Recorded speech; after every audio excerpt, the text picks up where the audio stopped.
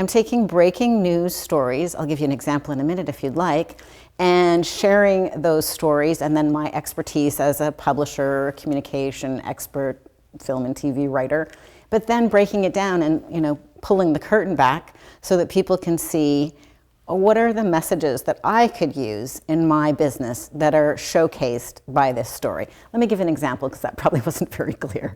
So I love Mel Robbins' recent book. Yeah, I really love her book. Let Them. Everybody's talking about it. Millions of books have been sold. She's on track perhaps to become the #1 nonfiction book this year, which was a huge breakthrough. But I almost didn't read the book. And here's why. I'm like, I kind of get it already from the title, Let Them. Mm-hmm. But then I read the book and I'm like, wow, this is a gift book. I'm going to give everybody I know this book. It's so moving.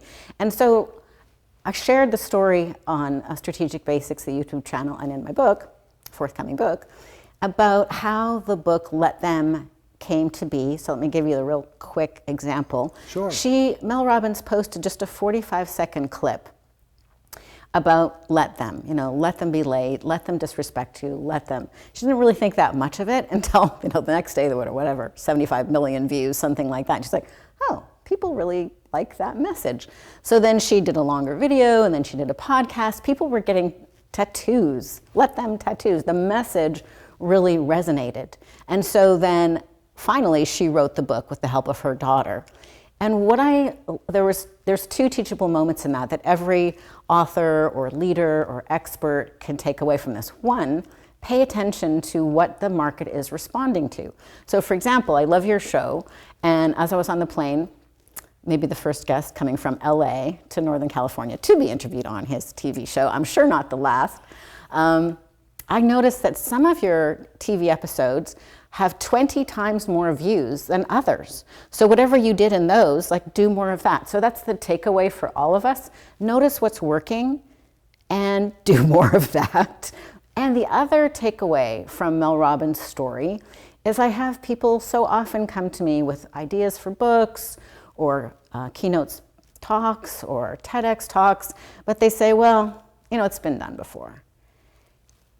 It doesn't matter if it's been done before if you add your own personal story, because even if the concept has been done before, there's nobody exactly like you. There's nobody exactly like you, right? So whatever you do, you add that God of enthusiasm energy to it, and that makes it precious and wonderful and unique.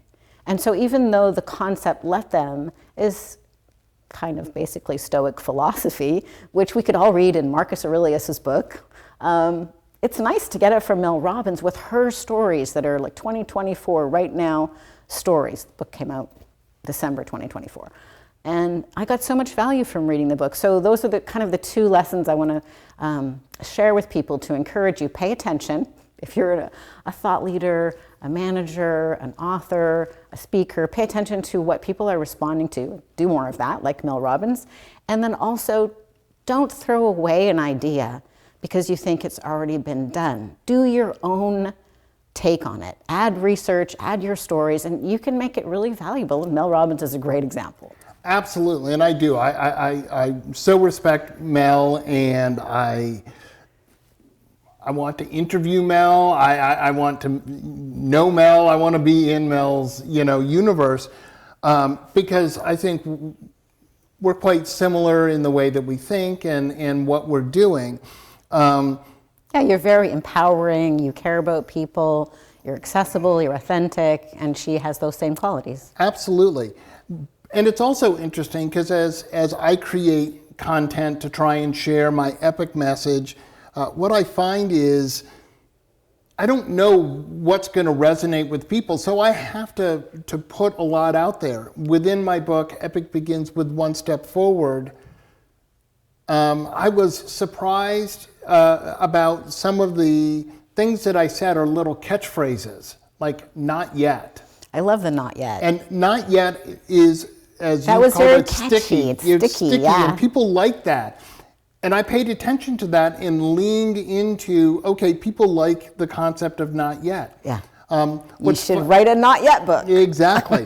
What's funny about like all of the content creation that we can do is oftentimes the things that you think might resonate with people, the things that people are going to really like, they like it okay. And then You're like, I put so much effort in this, and then crickets. And then honestly, the video that is just something popped into your head, you just filmed yourself, it's not the best quality, is the thing that resonates with people. Yeah. Just like what Mel did, right? Exactly. So it's I good don't want not to to call it a overanalyze. throwaway, but a 45-second video was most likely, it popped into her head, she just wanted to share it. Yeah. And I do agree, like, pay attention to what is resonating with people. We see it in the movies all the time, like, oh, this should be a blockbuster, and it doesn't. Yeah. And then there's like, oh, the sleeper of the summer, right? Yeah. You know, and that's interesting. How does all of that happen? No one really knows. No one really. There's some magic with creative stuff. You can't. Sometimes if you overanalyze it, you just kill it because it's been made by committee instead of coming out organically. Absolutely.